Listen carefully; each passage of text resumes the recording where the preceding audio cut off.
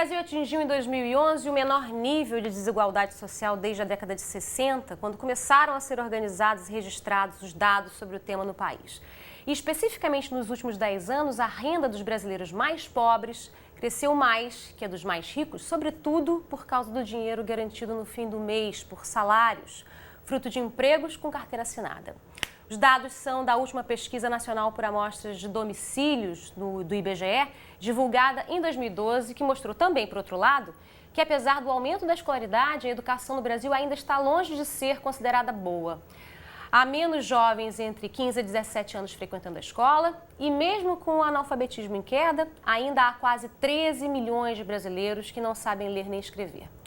Na entrevista de hoje, da série especial que o Futuro exibe sobre pobreza e desigualdade, eu vou conversar com Marcelo Neri, presidente do IPEA, o Instituto de Pesquisa Econômica Aplicada, e pesquisador da Fundação Getúlio Vargas, do Rio de Janeiro, para que ele ajude a gente a entender essa trajetória que o Brasil tem feito até então.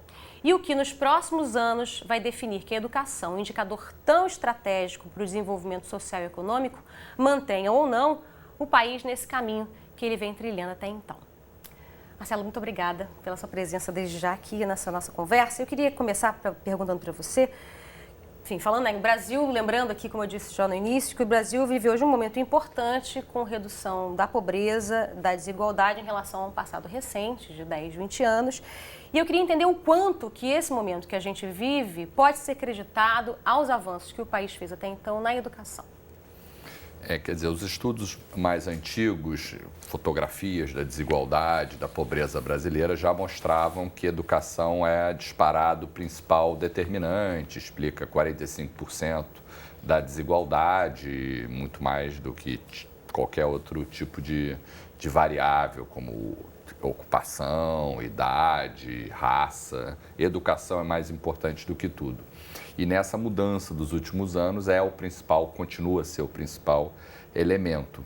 É importante dizer que o Brasil tem um nível de educação ainda muito baixo para o nível de renda que o país tem, mas há progressos importantes, continuados, e que ajudam tanto na frente da desigualdade como na frente do crescimento. Quer dizer, existe um consenso, tanto pelos estudiosos de crescimento econômico quanto pelos estudiosos de exclusão, a importância da educação. Então, o combate à pobreza é afetado pela educação, seja pelo tamanho do bolo, como pela distribuição do bolo. O Brasil fez nos últimos anos um enorme esforço, a gente sabe, né, para universalizar o ensino fundamental. Conseguiu, praticamente 98% das crianças em idade de frequentar o ensino fundamental estão lá, matriculadas na escola. Mas a gente sabe que a qualidade ainda desse ensino nessa faixa, especificamente, ainda é questionável, assim como é também no ensino médio, sendo que no ensino médio a gente tem aí problemas também de estrutura, de acesso, de vaga e de evasão escolar também, né? Os dados aí da PNAD mostram também um número de jovens entre 15 e 17 anos na escola sendo reduzido, né? Reduziu aí nesse último período de pesquisa. Ou seja, a gente sabe que houve mudanças sociais significativas para reduzir, mas a educação, que é um indicador estratégico, ainda não avança como se deseja. Onde é que estão os gargalos? Quer dizer, o primeiro ponto acho que é importante olhar para o filme, né? Em 90, de 7 a 14 anos, 16% das crianças estavam fora da escola, agora é 2%, como você disse. Em 2000 era 4%, ou seja, a gente está fazendo progressos rápidos, mais rápidos do que anteriormente. A gente, obviamente, pode pensar, não, 7 a 14 anos a criança tem que estar na escola. E aí? Quer dizer, qual o ponto? Viramos um país normal? Sim. Acho que boa parte do avanço é o Brasil se normalizando. É que nem quando a gente tinha inflação muito alta, quando estabilizou a economia, a sensação que a gente foi para o céu. A gente foi para o céu, a gente estava no inferno, né? A educação é a mesma coisa. Estava no inferno educacional, mas esse progresso leva... por exemplo, a gente tem uma coisa que a gente gosta de chamar de bônus educacional. Quanto que aumenta a renda, ou deveria aumentar a renda do brasileiro, se tudo demais constante, só pelo aumento da educação. Deveria crescer 2,2% ao ano a renda do Brasil, só por esse upgrade educacional. Entre os 20% mais pobres, a renda deles deveria estar crescendo a 5,5 pontos ao ano, ou seja, um crescimento indiano, de um país emergente forte, só por conta do efeito educacional. Então, é uma revolução importante. O Brasil está se normalizando, Então a gente também não pode cantar vitória, simplesmente estamos fazendo o dever de casa. Agora, na faixa de 15 a 17 anos, a gente tem feito alguns estudos lá no IPEA, a gente mostra, quer dizer, que é verdade que diminuiu a evasão, aumentou a evasão de 15 a 17 anos, mas isso é basicamente explicado pelo fato de que está melhorando o fluxo escolar. Quer dizer, o que explica 80% da queda é o fato de garotos de 15 a 17 anos que não estão mais no ensino fundamental, que já estão no ensino médio. Então, tem vamos dizer, são dores do avanço, num certo sentido. O ensino médio não está acompanhando ainda esse... Não, ele está acompanhando. Quer dizer, o fato é que, quer dizer, se uma criança demora 2 anos para concluir uma série, isso é comum no Brasil, então vai ter muita gente na escola. Agora, se começa a fazer em 1 ano, vai aumentar a taxa de evasão, mas, na verdade, não é um mau indicador. Você tem uma melhora no fluxo escolar. Então, eu acho que essa variável de 15 a 17 anos, ela revela, obviamente, uma situação inaceitável, muito mais do que no ensino fundamental, mas eu acho que esse dado ele engana um pouco. Tem feito pesquisa e, como você disse também, eu acho que teve um avanço importante na última PNAD, que foi a redução do número de analfabetos. Obviamente, é um número inaceitável, mas ele está meio estabilizado. E na última PNAD deu um salto. Então, se a gente olhar para os indicadores de qualidade de educação de proficiência, pelo PISA, etc., é mais do mesmo. Mesmo de quê? É uma fotografia ainda muito ruim. O Brasil é número 54 de um ranking de 67 países, mas a taxa de progresso, seja na qualidade, seja na quantidade de educação, é bastante razoável. Então, a gente precisa fazer isso durante mais 30, 40 anos para a gente realmente estar numa situação razoável hoje, sem falar que os outros países estão avançando. Em relação aos programas de transferência de renda, a gente sabe que esses programas eles exigem contrapartidas dos beneficiários, entre elas a permanência dos filhos deles na escola, né? E a gente, os programas de transferência de renda são fortemente consolidados hoje, nos últimos anos, nos 2 governos Lula, no governo Dilma, estão consolidados. O Bolsa Família hoje tem 13.700.000 famílias inscritas.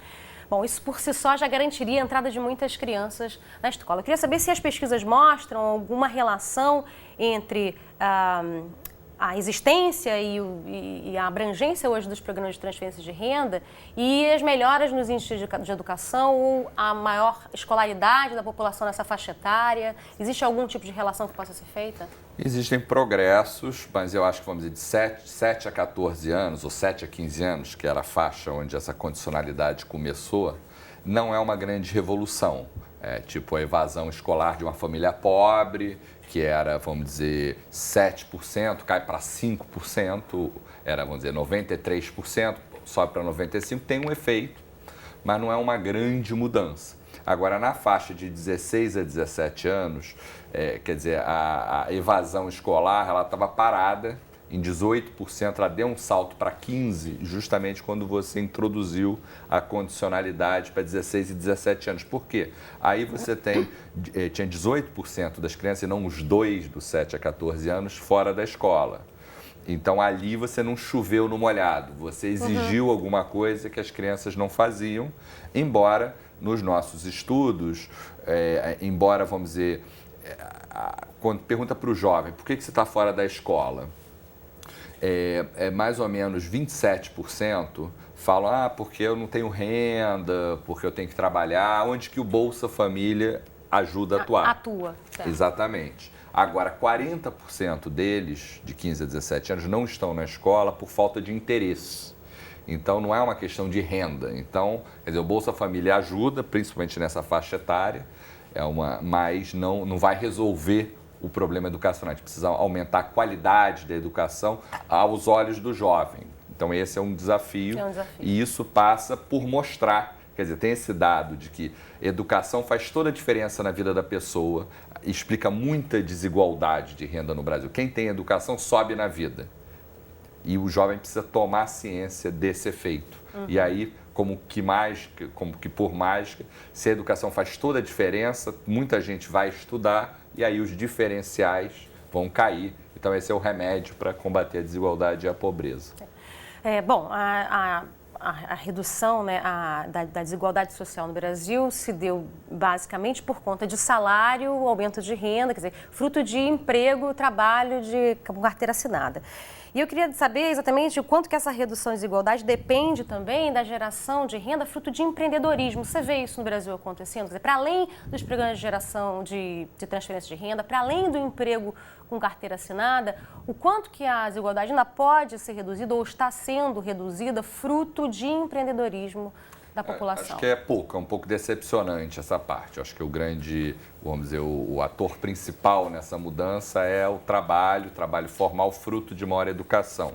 Mas, de alguma forma, a taxa de empreendedorismo entre os ocupados no Brasil está bastante baixa. Quer dizer, em parte é porque o brasileiro talvez queira um emprego formal. Esse é o sonho do brasileiro. Tem uma questão cultural também envolvida? Exatamente. E também passa pela escola dar conceitos de empreendedorismo, que é o que vai ajudar você a ter ideias, inovações e ter esse crescimento desde a base. Então, eu diria que isso é um desafio importante. Não acho que o brasileiro ele não tem sido um povo especialmente empreendedor desde a base. É um país de grandes empreendedores, não de pequenos grandes empreendedores. Isso é problemático no sentido da inovação, da capacidade de competir e desde a base. À medida que a desigualdade reduz, que a pobreza diminui, está havendo uma mobilidade social importante no Brasil, né? O pessoal, gente saindo da classe E, indo para a classe D diminuindo, a classe C aumentando, a escolaridade aumentando também. Qual a importância que hoje as famílias brasileiras dão para a educação? Tem uma pesquisa mais recente de orçamentos familiares, que também é do IBGE, que mostrou que as famílias estão gastando menos proporcionalmente das suas rendas com educação. Então, assim, isso significa que há um interesse menor ou uma preocupação menor com a educação? As famílias estão deixando de ter dinheiro para pagar a escola particular e indo para a escola pública? Ou estão migrando para algum... O que está acontecendo? Que movimento é esse? Acho que, de um lado, é uma maior oferta de educação pública. Segundo lugar, é menor número de filhos, tem uma transição demográfica, uma janela de oportunidade de melhorar a educação, porque tem menos crianças em idade escolar, então você pode estender jornadas de trabalho, jornadas escolares, etc. Mas, quer dizer, tem outras pesquisas do IBOP ou da Datafolha que mostram que a educação era a 7ª prioridade do brasileiro e hoje em dia é a 2ª, só perde para a saúde. Eu acho que isso é uma boa notícia, quer dizer, porque, na verdade, quem vai revolucionar a educação é o jovem, a criança e os pais dele. Eles são os personagens principais, mais, na minha opinião, do que professor. Eu sou professor. Eu acho que aí é que isso tem uma mudança de importância. E o segundo dado que eu acho que é positivo é porque antigamente as pesquisas, quando perguntavam sobre a qualidade da educação percebida, as pessoas falavam, não, a educação é boa, porque o sujeito, quando foi para a escola, estar na escola já era uma revolução. Estar matriculado, né? E nem todo mundo estava. E hoje em dia já existe uma visão mais crítica na sociedade, que é o primeiro passo para você querer melhorar. E hoje em dia, como vocês sabem, temos várias metas, Todos pela Educação, tem o IDEB, etc. Nós temos metas de educação para 2022. Então, a gente dá mais importância, a gente sabe quão ruim que ela é e tem uma bandeira de onde que a gente quer chegar. Eu acho que são condições necessárias, importantes, para a gente começar a fazer essa longa revolução em direção a uma condição razoável. Mas são possibilidades. Ok. Marcelo Neri, muito obrigada pela sua entrevista. Obrigado. Bom, e você que esteve com a gente nessa conversa, obrigada pela companhia. Um grande abraço, até a próxima.